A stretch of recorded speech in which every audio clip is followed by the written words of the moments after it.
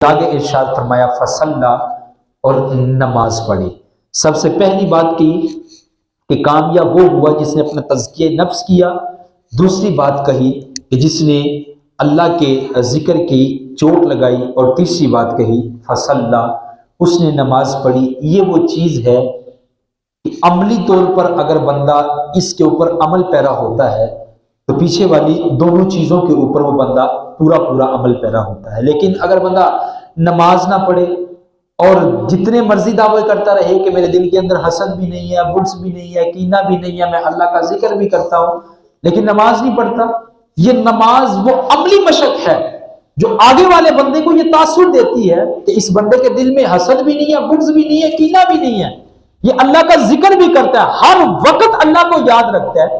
اسی لیے تو 5 نمازیں پڑھنے کے لیے مسجد کے اندر آ جاتا ہے، تکبیر اولیٰ بھی اپنی قضا نہیں ہونے دیتا۔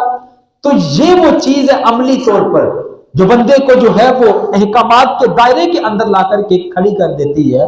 دیکھیں نماز کسی بھی حالت میں معاف نہیں ہے، مرد و عورت کے اوپر فرض قرار دی گئی ہے 5 مرتبہ، سفر کے اندر بھی اس کو مختصر تو کیا گیا ہے لیکن چھوڑنے کی اجازت وہاں پر بھی نہیں ہے۔ جنگ کی حالت میں بھی نماز پڑھنے کی تلقین کی گئی ہے کہ وہاں پر بھی صلاۃ الخوف پڑھی جائے گی۔